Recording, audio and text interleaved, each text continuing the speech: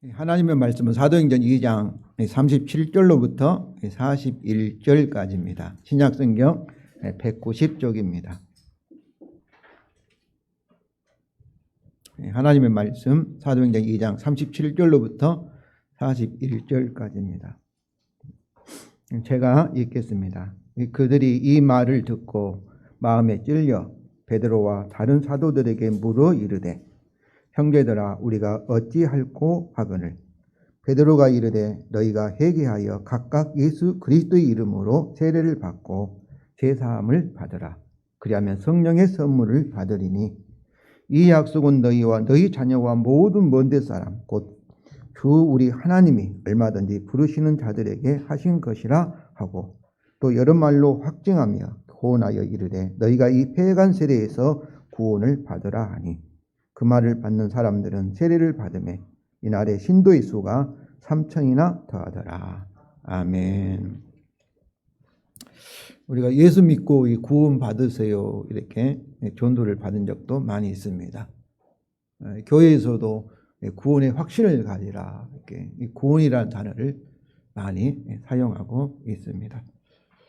우리는 구원이라는 단어를 들을 때 구원하면은 우리가 예수 믿고 죽어서 천국 가는 것으로 이렇게 보통 이해합니다.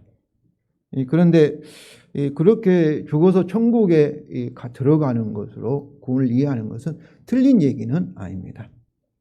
그러나 성경에서 말하고 있는 구원에 대한 바른 이해는 아닙니다. 그러면 이 구원이란 게 무엇일까요? 구원의 도리라는 것은 구원에 대한 바른 이해, 성경에서 말하는 구원은 무엇을 말하고 있습니까? 우리가 이 구원을 알기 위해서는 하나님과 우리의 관계, 이 언약에 대해서 먼저 아셔야 합니다. 성도 여러분, 제 설교는 항상 이렇게 계약, 언약의 근거에서 성경을 해석하고 그리고 설교하고 있습니다. 언약이라는 것은 이제 계약이라 하는데 성경에서는 계약이라는 단어를 사용하지 않고 언약이라는 단어를 사용합니다. 그 이유는 계약은 보통 우리 주위에서도 계약을 맺지 않습니까? 쌍방 두 당사자가 있습니다. 그런데 계약의 당사자는 서로 동등하고 평등합니다. 그러나 하나님과 우리 사이에 있는 계약은 하나님과 우리가 동등하고 평등하지가 않지요. 하나님은 창조이시고 우리는 무엇입니까? 그의 피조물입니다. 하나님은 주님이시고 우리는 그의 종이고 하나님이 왕이시면 우리는 그의 백성입니다. 그래서 이 계약이라는 단어를 쓰지 않고 그냥 평등하다고 오해할 수 있으니까 하나님과 우리가 서로 맞먹을 수 있으니까 하나님과 우리의 이런 차별, 하나님께서 주권적으로 일방적으로 맺은 계약을 우리가 언약이라 이렇게 사용하고 있습니다.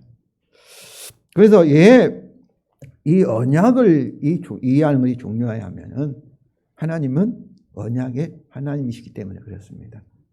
이 말씀은 우리가 어떤 생각하면 하나님 마음대로 이런 생각이 들잖아요. 하나님이니까 하고 싶은 대로 막 이랬다 저랬다 해도 할 말 없다 이렇게 생각이 들지만은 우리 하나님은 그렇지 않습니다.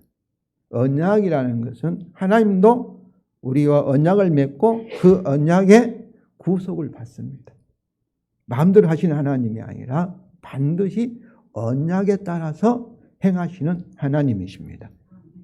그렇기 때문에 우리가 하나님께서 앞으로 우리에게 어떻게 할 것을 어때요? 예측할 수가 있습니다. 그리고 예측하고 그리고 우리가 하나님이 하실 일을 이해할 수가 있습니다. 뭐 이랬다 저랬다 하면 어떻습니까? 예측하지 못하고 이해하기 힘들죠. 불가사의한 그런 분이 되어버리는 거죠. 우리가 사람 사이에서도 서로 이렇게 대화를 할 때는 서로 예측합니다. 그래야만 이 말 하면 앞으로 무슨 말 할 것이라 하고 미리 듣는 사람이 준비를 해요. 그래야 이해할 수 있습니다. 근데 갑자기 이 얘기하다가 갑자기 엉뚱한 얘기하면은 무슨 말 하는지 모릅니다. 이와 같이 예측 가능하게 하는 것이 언약이에요. 하나님께서 언약대로 하시기 때문에 그래서 성경책은 언약서이고 구약은 옛 언약, 신약은 새 언약. 우리가 그렇다고 한다면은 하나님께서 이 세상을 다룰 때 어떻게 다루겠습니까? 언약에 따라서 우리 인간과 세상을 하나님이 주관하시기 때문에 우리도 어때야 되겠어요? 이 세상에 일어난 일, 또 우리 자신을 이해할 때도 하나님의 언약의 관점에서 이해를 해야만 합니다. 이 구원도 마찬가지예요. 하나님의 언약에 따라 구원을 우리가 이해하고 해석을 해야 할 것입니다. 그럼 언약이라는 것은 우리 사람과 맺은 이 계약도 함부로 하지 않지요. 계약을 어기면 그 계약금을 날린다든지 여러 가지 문제가 생기지 않습니까? 그런데 하나님과 우리가 맺은 언약은, 계약은 피로 맺은 약속입니다. 이게 계약, 언약이라는 것은 하나님께서 우리에게 약속하시고 우리도 하나님께 약속하고 서로 동의를 하고, 그런데 이 약속을 깨면은 우리의 생명을 내놓겠다. 그것이 맹세죠. 그러니까 성경에서 맹세하셨다 그 말은 이미 하나님께서 약속하신 것을 생명을 걸고 이게 이루겠다고 언약하셨다는 그런 의미입니다. 두 번 약속한 거예요. 근데 두 번째 약속은 생명을 걸고 내가 이 약속을 안 지키면은 내 목숨 내놓겠다. 저주와 사망의 이 약속에 따라, 언약에 따라 심판을 받겠다. 이것이 성경에서 말하는 언약입니다. 저는 하나님의 언약을 100% 믿습니다.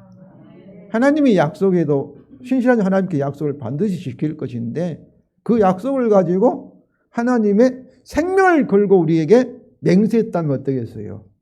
천지가 흔들려도 하나님께서 우리에게 언약대로 하실 것을 저는 확신합니다. 그러니까 언약은 뭐겠어요? 우리를 하여금 믿을 수 있다. 확신할 수 있다. 하나님이 앞으로 어떻게 우리에게 하실 것을 예언할 수 있다. 성도 여러분, 저는 예언자입니다.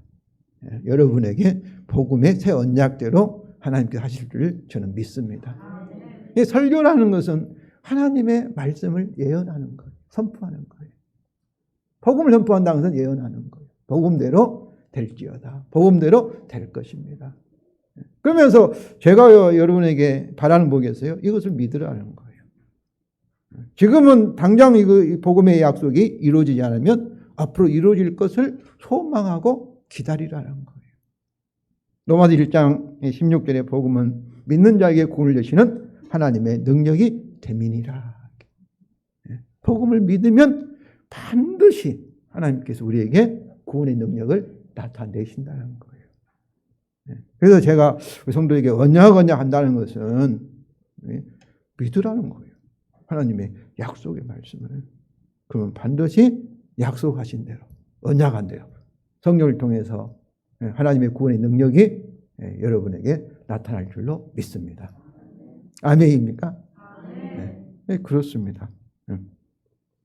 근데 이 언약은 우리만 생명을 걸고 맺는 하나님 자신도 우리가 언약을 지키면 하나님과 연합하여서 하나님부터 생명과 복을 우리가 누리게 되고, 그러나 반대로 언약을 지키지 못하면 어떻습니까? 하나님과 분리돼서 이혼한 거지요. 우리가 결혼 언약한데 언약대로 하면 뭐 남편과 아내가 서로 사랑하며 행복하게 살 것이고, 그런데 뭐 바람을 피웠다, 결혼의 언약을 깨뜨렸다 하면은 둘이 분리가 되어가지고 싸우든지 같이 살아도 싸우든지, 그렇지 않으면 이혼하든지 서로 헤어지는 것을 말하는 거예요. 그래서 이 성경에서 말한 하나님과 우리 사이의 언약도 우리 일반 주위에서 일어난 일과 비슷합니다. 그래서 우리가 언약을 지키지 못하고 언약을 깨뜨리면은 하나님과 분리되어서 저주와 사망이라는 심판을 받게 되는 것이죠. 그래서 하나님과 우리 사이에 있는 최초의 언약, 하나님이 창조하실 때 아담과 맺은 언약을 우리가 창조 언약, 자연 언약, 또 아담이 하나님의 언약을 지켜 행동으로 지켜야 하니까 행위 언약, 하나님의 율법, 선악과를 따먹지 말라는 하나님의 말씀, 금지사항을 조건을 지켜야 하니까 율법 언약, 여러 가지 이름으로 부르고 있습니다.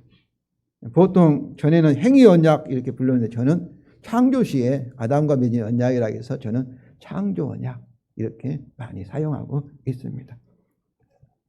그러면 처음 하나님이 이 아담을 창조하시고 에덴 동산에 두시고 살게 하실 때는 어떻게 했어요? 창조하실 때 창조 언약을 맺는데 아담이 그때는 창조 언약을 깨뜨렸습니까? 안 깨뜨렸습니까? 깨뜨리지 않았죠, 그때는. 그러니까 처음 우리 사람을 창조하고 하나님과 우리 사람 사이에 창조 언약으로 시작할 때는 아담은 어때요? 그 언약 하에서 하나님과 연합되어 있었습니다. 하나님과 서로 특별한 사랑의 관계, 생명으로 딱 붙어 있었어요. 이것을 우리가 에덴 동산, 행복의 동산, 복의 파라다이스라고 부르죠. 패러다이스 부르죠. 이것이 하나님 나라의 천국입니다. 그런데 왜 이 세상이 이렇게 복잡하게 되었습니까? 아담이 하나님께서 따먹지 말라고 하는 창조 언약의 조건을 따먹은 거예요. 범한 거예요. 언약을 깨뜨린 거예요. 그 결과 하나님께서 언약대로 하시니까 언약에 따라 어떻습니까? 이 세상 이 아담에게 하나님과 분리되는 영적으로 죽게 하고 육체도 원래 우리가 죽도록 창조함을 받은 것이 아니죠. 죽어가기 시작하고 마지막은 하나님과 영원히 분리되는 지옥 형벌, 영원한 사망을 받게 된 거예요. 그러니까 하나님께서 우리가 자연스럽게 사람이 늙어 죽어가니까 이것은 자연이다 이렇게 생각하면 잘못된 거예요. 원래 하나님께서 우리를 죽도록 창조하신 것이 아니에요. 사고가 생겨가지고 사고로 지금 우리가 저주와 죽음이 이 세상에 들어오게 된 거예요. 고장나 버린 거예요. 하나님 우리 사이가 분리되고 세상이 지금 고장나 버린 거예요. 그렇게 본다면은 에덴 동산에서 창조 언약에 따라 하나님과 아담 사이에 우리 인류의 대표자 조상인 아담 사이의 연합은 어떻습니까? 영원한 연합입니까? 임시적인 연합입니까? 영원한 연합이 아니죠. 깨질 수 있는 이렇게 조건이 창조 언약을 아담이 다 이루지 못했으니까 이것은 임시적인 연합입니다. 영원하지가 않았어요. 그러니까 시험 기간이라고 볼 수 있죠. 아담이 하나님이 정한 기간 동안 창조 언약을 완전하게 예수님같이 지켰다면 어떻겠어요? 그때 그 연합은 영원한 연합이 될 수 있는 거죠. 이 영원한 연합이 이루어지는 것을 하나님의 창조의 목적이에요. 하나님과 우리 인류가 영원히 함께하는 것. 영원히 그것이 천국이죠. 예수님 재림에서 왕선의 천국은 하나님과 우리가 영원히 함께 연합하는 것. 서로 사랑하며 영원히 생명을 나누며 행복하게 사는 것. 이것이 하나님의 창조의 목적이에요. 그런데 아담은 실패했지 않습니까? 실패했죠. 그렇다고 본다면은 성도 여러분, 구원이란 무엇이겠습니까? 원래 떨어진 하나님의 연합으로부터 창조 언약을 깨뜨려서 이제 분리되어서 죄로 인해서 분리되어서 저주와 사망의 상태에서 창조 언약을 다시 우리가 완성하여서 하나님께로 돌아가서 원래 연합으로, 그것도 이제는 영원히 깨질 수 없는 연합으로 이루는 것이 곧 구원입니다.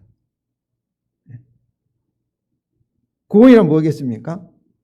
구원이라는 것은 우리가 결혼식과 비슷해요. 신부가 자기 아버지 집을 떠나는 거죠. 그리고 어디에 가요? 이제 신랑, 시집으로 가서 신랑과 하나가 되고 그 시댁 식구와 하나가 되는 것. 이것을 이제 결혼이라 하잖아요. 지금은 뭐 많이 이 개념이 바뀌었습니다만은 전에는 여자는 출가 예인이라 하죠. 집을 완전히 관계를 끊고 새로운 관계를 맺는 것. 이것을 이제 결혼이죠. 또 이 구원이라는 것은 이사와 같아요. 이민과 같아요. 우리나라를 떠나서 새로운 나라의 국적을 회복해서 그곳에 사는 것. 이것이 성경에서 말하는 이 구원의 이 구조입니다.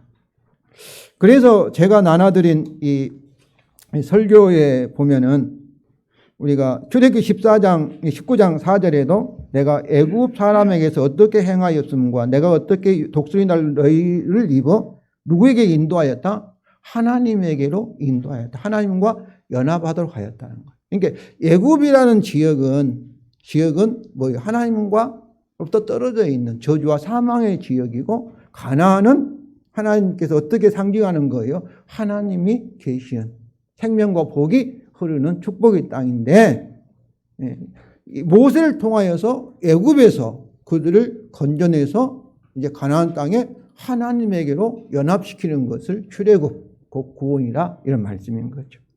골로새 1장 13절 14절도 마찬가지죠. 그가 하나님께서 우리를 흑암의 권세, 흑암의 권세는 뭐예요?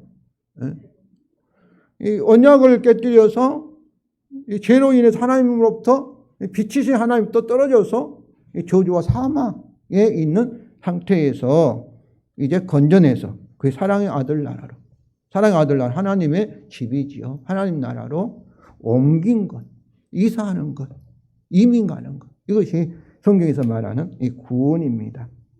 구원. 제사함이라는 것도 바로 이것을 전제하는 거예요. 죄가 있으니까 하나님과 분리되어서 저주와 사망인데, 죄 문제가 해결됐다면 어떻게 죄가 없으니까, 의로운 상태는 그 언약이 다 이루어졌으니까 이제 다시 하나님께 돌아가는 것.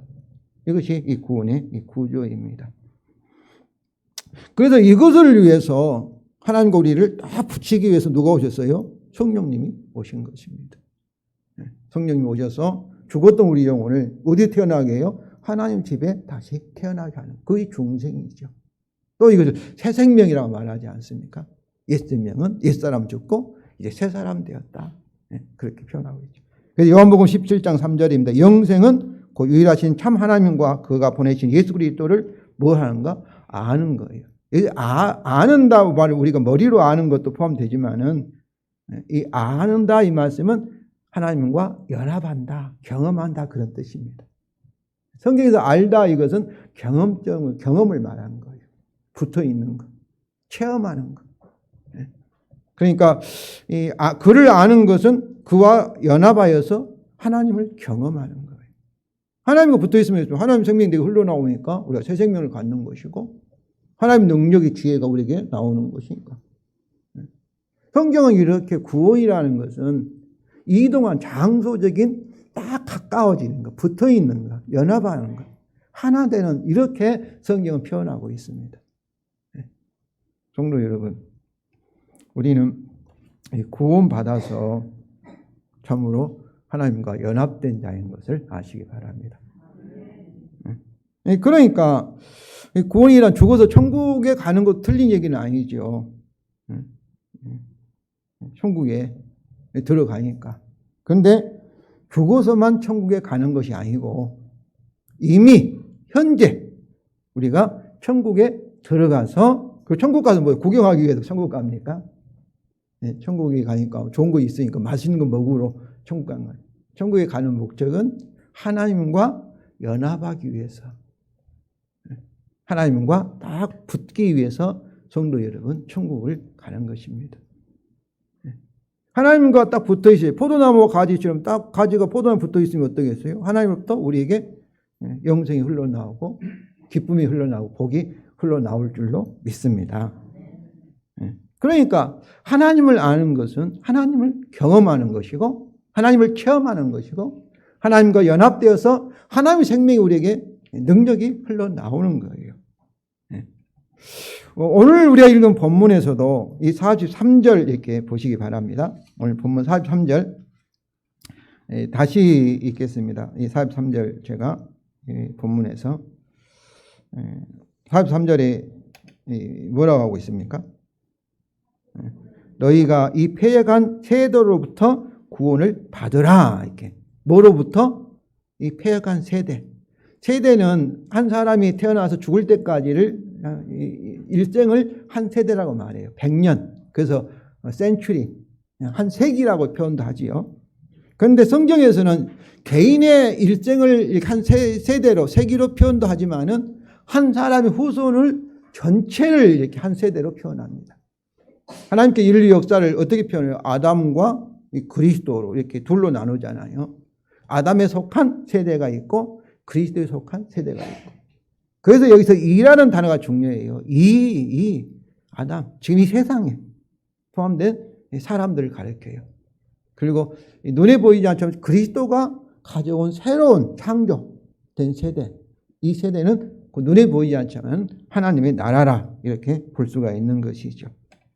이 세대와 이렇게 DH come 이것을 잘 아셔야만이 이 신약 성경을 제대로 이 구원을 이해할 수 있는데 이건 복잡하니까 제가 이렇게 어렵습니까? 다음에 계속 다음에 설명을 하겠습니다.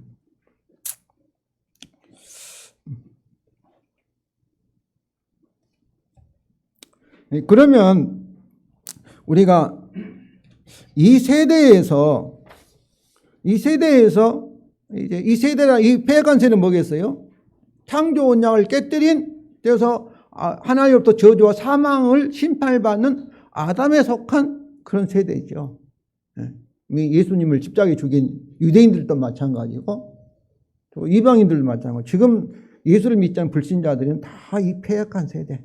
이 패역이라는 것은 창조 언약을 깨뜨려서 하나님으로부터 떨어진 타락한 세대를 말하고 있는 거죠. 그러면 성도 여러분 생각해 보세요.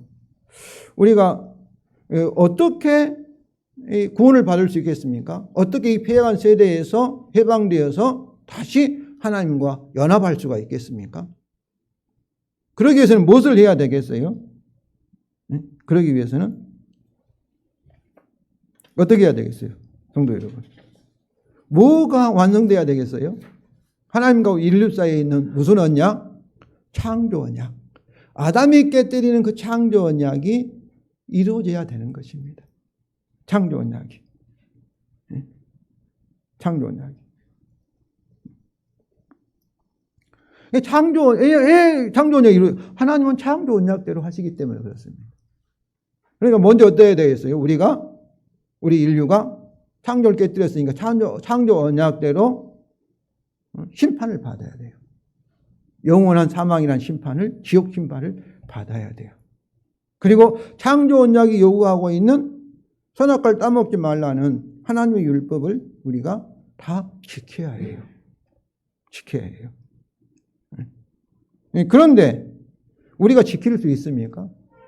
저와 여러분 이미 죄인이고 태어날 때부터 가져온 원죄를 가지고 있고 또 우리가 지금부터 제가 이제 앞으로 죽을 때까지 과거는 안전히 그냥 생각하지 않고 고려하지 않고 앞으로 네가 살 동안만 완전하게 하나님의 율법을 지키면 구원하겠다 하면 저는 지킬 수 없습니다. 구원받을 수가 없습니다. 여러분은 어떻습니까? 여러분 지킬 수 있겠습니까? 네? 그래서 우리 인간은 전적으로 타락하였고 전적으로 무능력하다. 울어도 안 되고 힘써도 안 되고 아무리 노력하고 금식일 40일 금식하여 100일 금식하여도 안 된다는 거예요. 그래서 다른 종교는 무엇입니까? 불교라든지 또 스님이라든지 훌륭해요. 인간적으로 보면 도덕적으로. 그런데 그들이 아무리 노력하고 공을 들이고 뭐를 해도 창조 언약을 다 이루어서 하나님께 돌아갈 수가 있겠습니까? 돌아갈 수가 없는 거예요. 그래서 우리가 기독교인이 교만하게 다른 종교를 무시하고 오직 예수 이렇게 말하는 이유는 오직 예수님께서 우리를 대신해서 창조 언약대로 심판을 받으시고 그리고 지옥에 가시고 또 죽기까지 창조 언약을 우리를 위해서 창조 언약을 다 이루셨기 때문에 우리가 예수 이름 외에는 구원이 없다고 말하는 것입니다. 우리가 우리 예수님을 우리가 믿으니까 예수이기 때문에 그런 거 아니라 그 원리가 그런 거예요. 원리가. 우리가 기독교인이니까 무조건 예수님을 옹호한 것이 아니에요. 예수님이 창조 언약을 다 이루셨기 때문에 이 사실 때문에 예수님이 길이요 진리요 생명이라 이렇게 말하는 것입니다. 생명이라 이렇게 말하는 거예요. 우리가 우리가 이 구원을 이해하지 못한 사람들은 이렇게 생각한 거예요. 오늘날도 많은 사람들이 그러죠. 예수님 재림일 때 가까워 왔는데 그때 어떤다 했습니까? 믿음이 좋은 사람들은 공중에 들림 받아서 휴거된다 이렇게 얘기하잖아요. 또 그렇게 하기를 원하고 또 그렇게 해서 성도들을 많이 미혹하는 그런 이 거짓 지도자들, 이단들이 다 그렇게 말하지요. 그런데 이것의 잘못된 이유가 무엇입니까? 뭐가 문제예요? 그 주장이 틀린 뭐가 틀렸습니까? 성경에 의하면 우리는 이미 거듭나서 하나님 나라에 들어간 줄로 믿습니다. 이미 예수 그리스도를 통해서 우리가 하나님과 연합된 줄로 믿습니다. 이미 천국에 들어가는데 다시 천국에 나와서 다시 천국으로 휴거해서 공중에 들림받아 천국에 들어가겠습니까? 그거 아니에요. 예수님 재림하시면 우리는 천국에서 천국으로 이렇게 변화되는 줄로 믿습니다. 그건 지금 천국은 뭐예요? 눈에 보이지 않는 천국이에요. 예수님 재림하면 그때는 눈에 보이는 천국으로. 저는 지금 우리 가운데 주님이 와 계심을 믿습니다. 눈에 보이잖아요. 손으로 좀 만질 수도 없어요. 주께서 원하시면 만지고 느낌도 갖게 하시겠지만은 눈에 보이지 않는 주님이 어떻습니까? 그때는 눈에 보이는 주님으로 이렇게 나타나시는 거예요. 이것이 재림이란 뜻이에요. 파루시아, 나타나다 그런 의미입니다. 보여지다 그런 뜻이에요. 그래서 요한계시록 그러지 않습니까? 지금은 새하늘 새 땅이 아니지요. 썩어가고 죽어가고 막 교주와 이렇게 복잡하게 참 심판 가운데 있는 하늘과 땅이 그때는 어때요? 새하늘과 새 땅으로 변화될 줄로 믿습니다. 이것이 재림 때 일어날 새로운 변화예요. 구원이 완성되는 거예요. 그러니까 보이지 않는 천국에서 보이는 천국으로, 보이지 않는 주님이 주님과 붙어 있지만 우리가 보이지는 만질 수는 없잖아요. 느낄 수 없잖아요. 오감을 통해서. 그때는 눈에 보이는 주님으로, 직접 눈에 보고, 그때는 불신자들 눈에도 주님이 드러나게 되는 거예요. 지금은 비밀이에요. 오직 믿는 사람만, 깨닫는 사람만, 성령께서 계시를 받는 사람만 주님을 알고 믿을 수 있어요. 그때는 그럴 필요 없어요. 심판받을 때 주님이 보이지 않으면 어떻게 주님께 심판받을 수 있겠어요? 그때는 천사장 나팔 소리와 함께 공개적으로 모든 사람이 볼 수 있도록 주님이 재림하시는 거예요. 다 알게 돼요. 이미 죽은 자들도 부활하여서 심판받기 위해서 다 주님 앞에 끌려 나오게 될 줄로 믿습니다.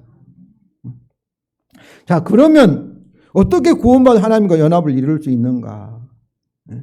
언약대로. 언약이 지켜져야 돼요. 언약이. 그런데 우리 힘으로는 지킬 수 없는데, 그럼 어떻게 우리는 언약을 지켜서 하나님과 연합돼 구원받았다고 말할 수 있습니까?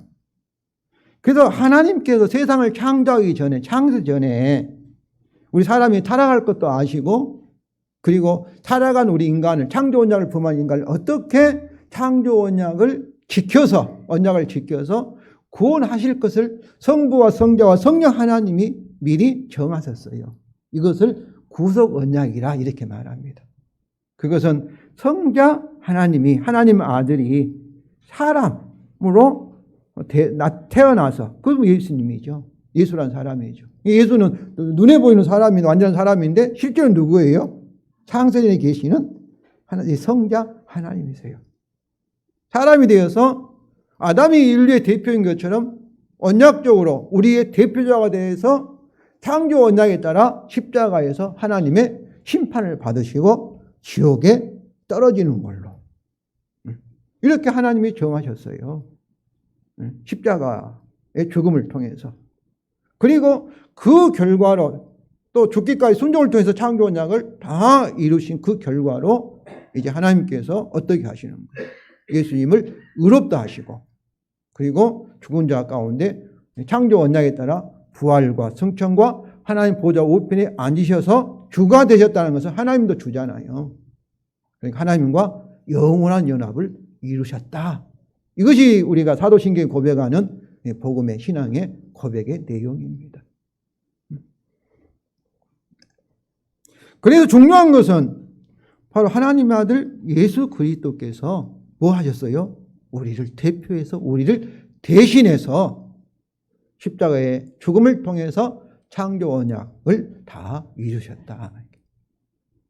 이것을 이룬 그 결과가 뭐예요? 하나님과 우리 사이에는 뭐겠어요? 창조 언약이 완성된 언약을 뭐라 해요? 새 언약이라고 말합니다. 새 언약.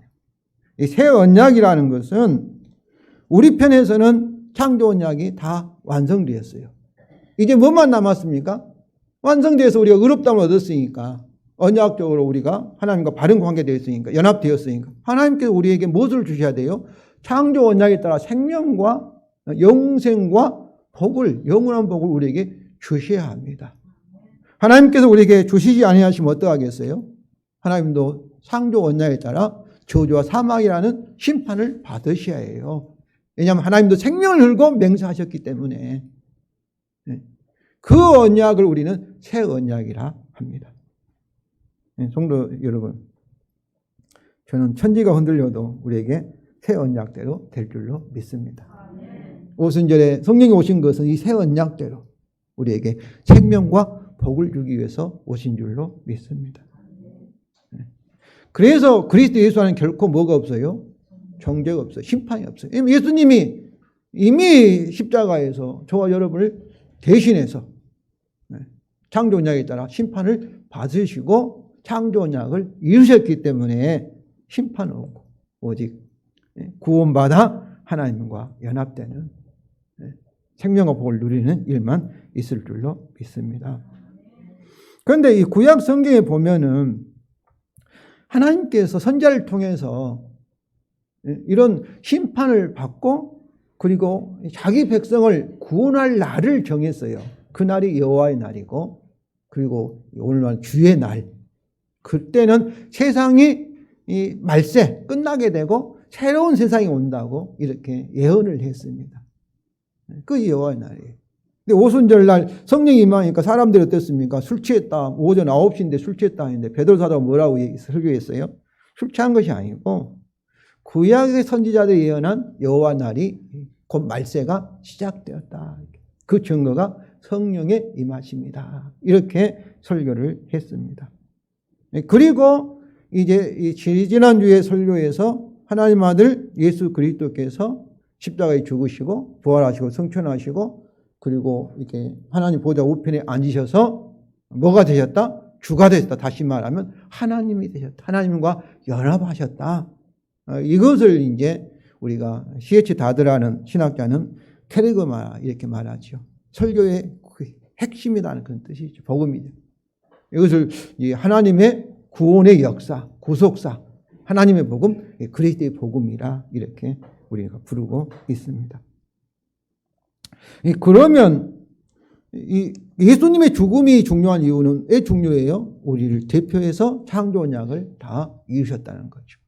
그러니까 부활승천에서 주가 되셨다는 것은 우리를 위해서 이제 새로운 길, 하나님께 돌아갈 수 있는 길을 예수님이 개척하셨다. 첫 열매로 새 언약에 따라 하나님과 연합되었다. 이 그런 말씀입니다. 그럼 우리가 어떻게 이 구원을 받습니까?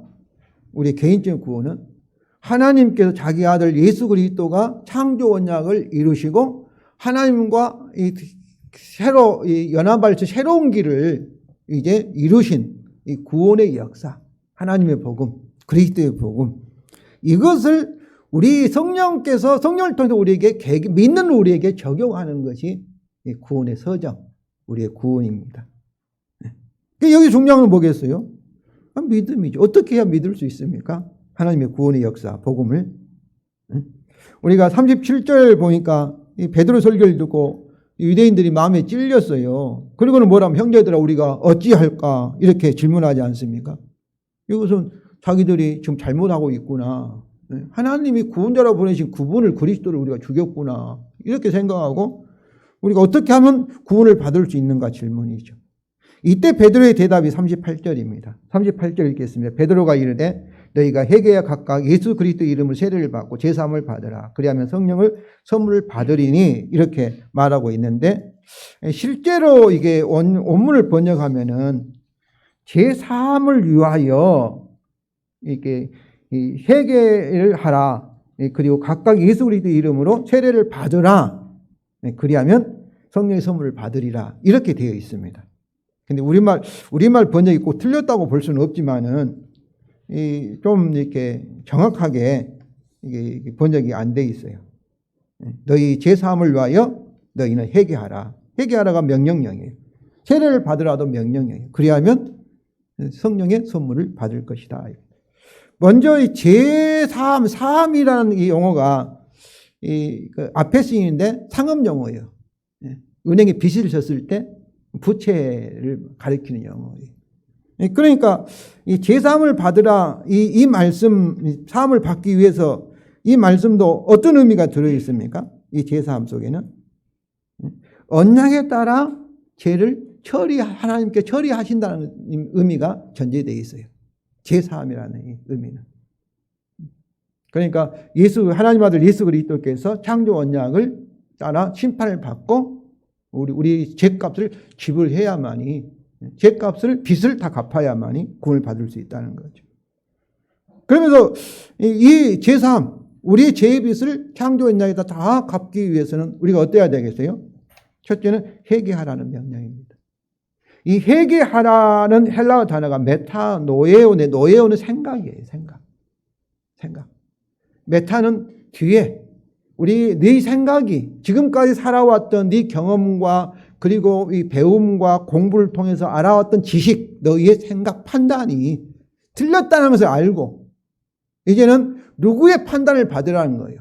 하나님의 이 말씀을 받으라는 거예요. 무슨 말씀? 자기 아들을 통해서 창조 언약을 십자가의 죽음으로 다 빚을 갚았다는 이 복음을 받아들이라는 거예요.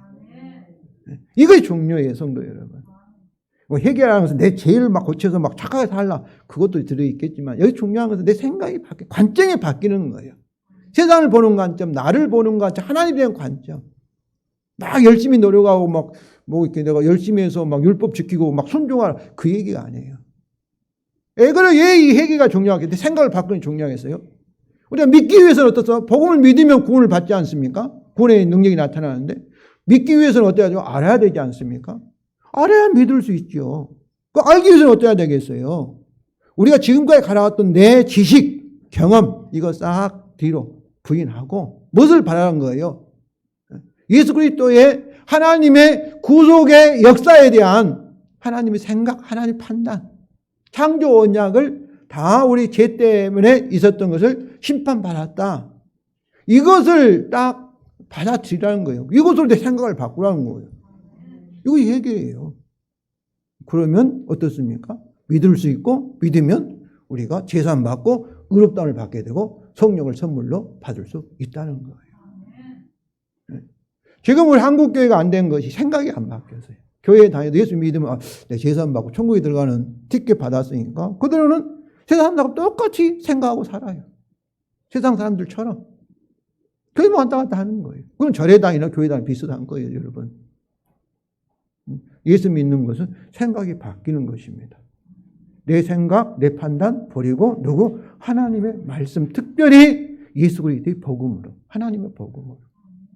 그러면 어떻습니까? 복음을 보면 우리가 죄인이 아니에요. 실제 우리가 죄를 짓고 잘못하고 화날 때는 화도 내고 욕도 하지만은 여러분 죄인입니까? 죄인 아닙니까? 죄인이 아니에요. 예, 내가 지은 죄가 이미 예수님께서 죄값을 갚아가지고 우리가 창조 언약을 다 지킨 의로운 자가 된 거예요. 이게 도덕적인 얘기가 아니에요. 먼저 법적인 얘기고 언약적, 계약적인 얘기예요. 계약상으로는 다 지켰어요. 다 지켰어요. 그게 의인인 거예요. 하나님 우리 관계가 어떠세요? 떨어져 있는 것이 아니라 계약이 완성됐으니 하나님과 우리가 붙어 있는 줄로 믿습니다. 성령을 통해서 하나님과 함께하는 줄로 믿습니다. 성도 여러분, 이 사실은 엄청난 변화예요. 내가 회개하면 내 생각이 바뀌면 내 자신이 달라져요. 옆에 있는 성도, 하나님과 우리가 딱 붙어요. 참 포도나무 가지인 것처럼 우리가 예수님과 딱 붙어 있어요. 하나님과 연합되어 있어요. 구원받은 자예요. 예수님과 결혼한 자예요, 우리가. 예수님에게 시집간 자예요. 옆에 있는 성도도 어떻습니까? 우리가 주님과 딱 붙어 있어, 나만 붙어 있는 것이 아니라 옆에 있는 성도도 주님에게 딱 시집 왔어요. 붙어 있어요. 그 옆에 있는 성도는 한 가족이죠. 서로 하나가 된 거예요. 사랑으로. 우리가 사도신경에서는 성도의 교제 말하는 거 서로 만나서 교회 와서 뭐 인사하고 커피 마시고 이거 아니에요. 교제라는 말은 한 가족, 공동의 소유, 동업자를 말해요. 우리 하나님 아버지가 가지고 있는 모든 것을 우리가 함께 한 가족으로서 공동으로 소유하였다. 이것을 곧 동업이라고 얘기해요. 동업. 교제라고 얘기해요. 이 교제하는 것이 하나가 되는 것이 곧 교회인 거예요. 교회가 뭐 네 교회 내 교회 막 떨어져 있는 거 아니에요. 그리스도의 몸 하나지 않습니까? 그리스도에 붙어 있는 것이 교회인데 그리스도가 교회의 머리이시고 우리는 그 지체로 한 몸인 거예요. 우리 개신교가 가장 성경적으로 틀린 것이 교회로 틀렸어요. 천주교는 그래도 교회 하나에서 돈도 나눠 쓰고 다 이렇게 뭐 우리 신부만 아니라 다 신부는 다 우리 모두 신부. 저도 이렇게 제가 이 교회 담임 목사지만은 그러나 제가 강조하잖아요. 우리 교회 교회가 아니라 다 모든 목사는 다 우리 목사라고. 모든 게 하나다.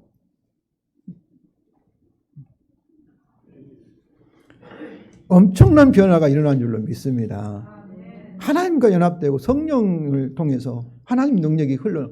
스위치를 눌러서 연합되면 빛이 막 나오죠. 어둠이 물러오고 빛이 막 나오지 않습니까? 그런 의미에서 저와 이런 세상의 빛이죠.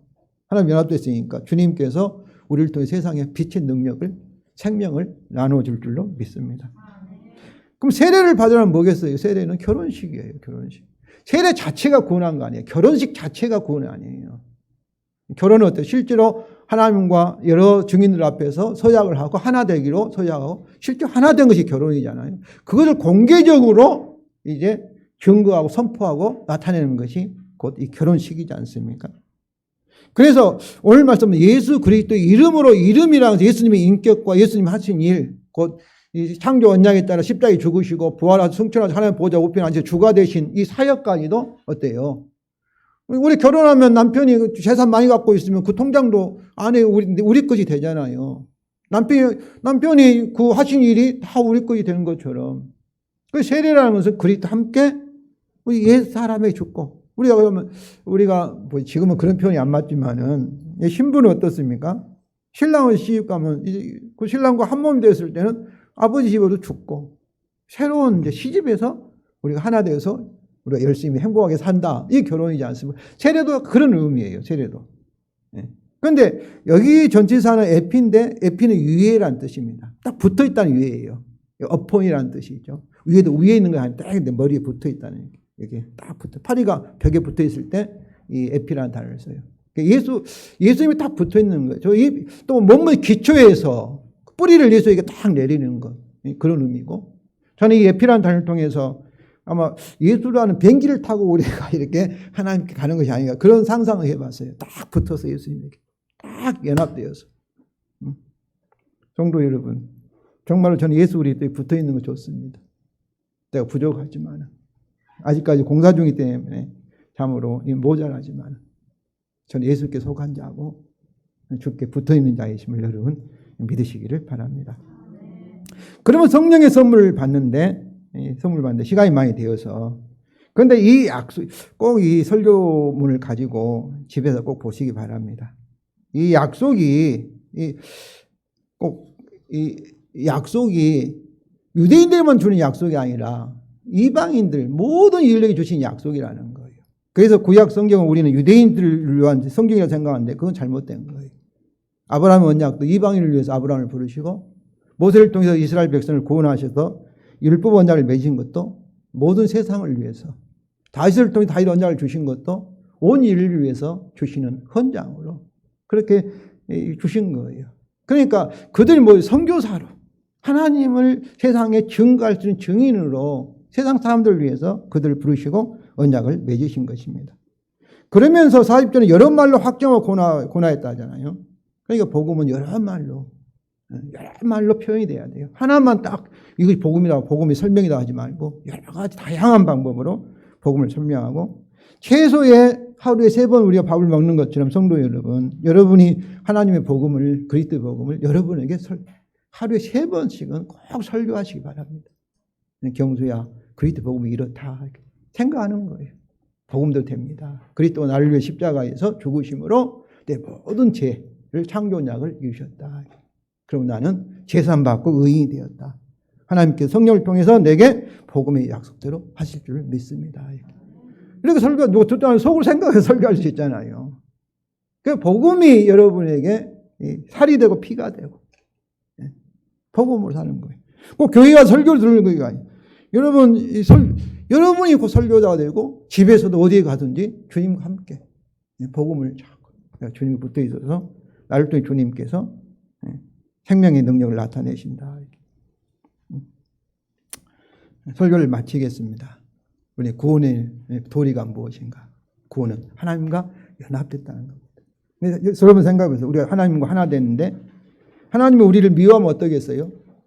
미워하면 그건 하나님이 자기 자신을 미워하는 그런 모습입니다. 하나님이 우리에게 생명을 주지 아니하시면 어떠겠어요? 풍성한 생명을 주지 아니하시면 그것도 하나님이 자기 자신을 에게 죽게 만드는 그것도 모순이죠. 하나님과 연합되었으면 성령을 통해서 풍성한 생명을 주실 줄로 믿습니다. 사랑을 주실 줄로 믿습니다. 능력을 주실 줄로 믿습니다. 성도 여러분, 우리는 예수 그리스도와 결혼하여서 하나님과 연합된 자인 것 항상 기억하시고 하나님과 연합된 즐거움 주시는 생명, 사랑, 기쁨, 성령을 통해 주시는 열매를 풍성하게 누리시기를 바랍니다.